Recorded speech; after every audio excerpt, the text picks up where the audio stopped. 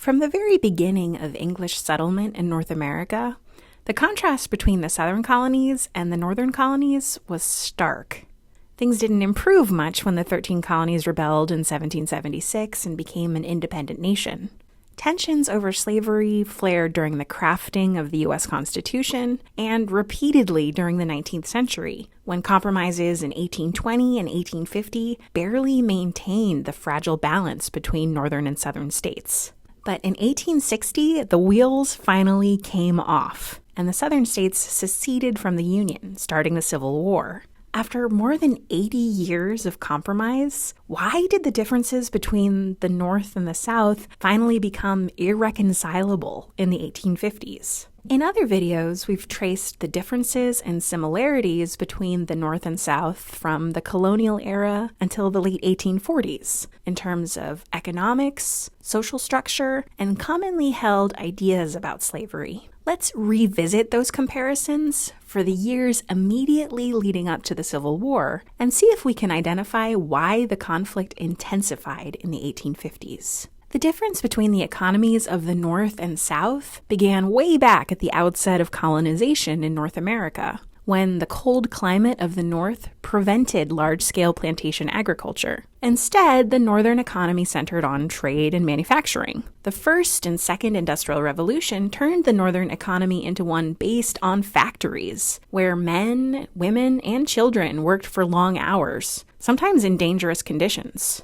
In the 1840s, the potato famine in Ireland and revolutions in Europe prompted many Irish and German immigrants to come to northern cities in search of factory jobs. But even though most factory workers in the North struggled to make ends meet, there was some opportunity for social mobility, to climb the economic ladder. And therefore, the North also had a growing middle class in the mid-19th century. Many in the lower class held out hope that they could move out west and start a small family farm in order to become financially stable. So, to recap, the class structure in the North looked kind of like this: a large working class of laborers, many of them immigrants, a middle class of managers and small business owners, and a small upper class of factory owners, bankers, and successful merchants. In the South, cultivating valuable cash crops to sell on the national and international markets had always been the center of the economy. Cotton had slowly replaced tobacco as the #1 crop in the South, and American cotton plantations were producing nearly 70% of the world's cotton supply by 1860. With agriculture working out so well for plantation owners, there was no need to industrialize as in the North. All the labor on plantations was done by enslaved people, who had no hope of improving their lot in life except by running away. There was also a large number of poor white farmers who owned no slaves, and a few modest planters that owned fewer than 10 enslaved people. Despite the popular myth of gigantic plantations across the South, only 0.1% of slaveholders owned more than 100 people. The class system in the South was extremely rigid and aristocratic, not far off from a medieval feudal society, with a handful of wealthy white families dominating in each southern state. Wealth was measured in the South by the number of enslaved people a planter owned. Poorer whites aspired to buy enslaved people and become plantation owners themselves, but their prospects of doing so were pretty slim by the 1850s.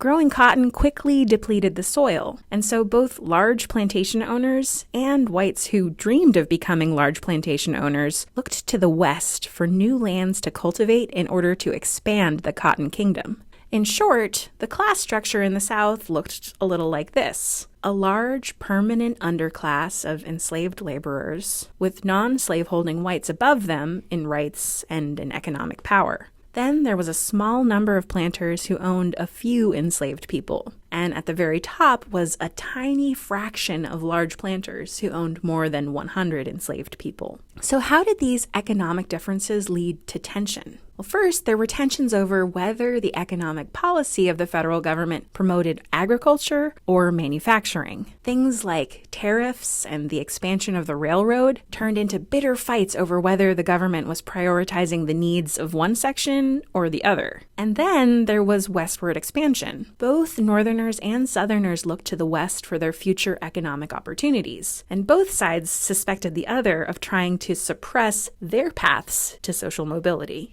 The ideologies of the North and South also diverged sharply in the 1850s. In the North, most whites didn't object to slavery as it existed in the South, but worried about the potential expansion of slavery to the West. The Free Soil movement aimed to preserve Western lands for small white farmers. There was also a growing sense among Northerners that the South had too much power in the federal government. Thanks to the 3/5 Compromise, which granted Southern states representation in Congress for 60% of its disenfranchised, enslaved population, in addition to its white population, this was a fair charge to make. Many events of the 1850s, like the Fugitive Slave Act, which compelled Northern whites to assist in capturing runaway slaves, the Kansas-Nebraska Act, which reopened the possibility of allowing slavery north of the Missouri Compromise line, and the Supreme Court's decision in the case Dred Scott versus Sanford, which claimed that African Americans weren't citizens, convinced Northerners that what they called the slave power had come to dominate government. Consequently, the abolition movement, which called for the immediate end of slavery everywhere, grew considerably more mainstream in the 1850s. Writers like Harriet Beecher Stowe, author of the influential abolitionist novel Uncle Tom's Cabin, activists like Frederick Douglass, who had escaped from slavery and toured the North lecturing about its evils, and vigilantes like John Brown, who led deadly raids on slaveholders, dramatized the moral evil of slavery to a growing audience in this time period.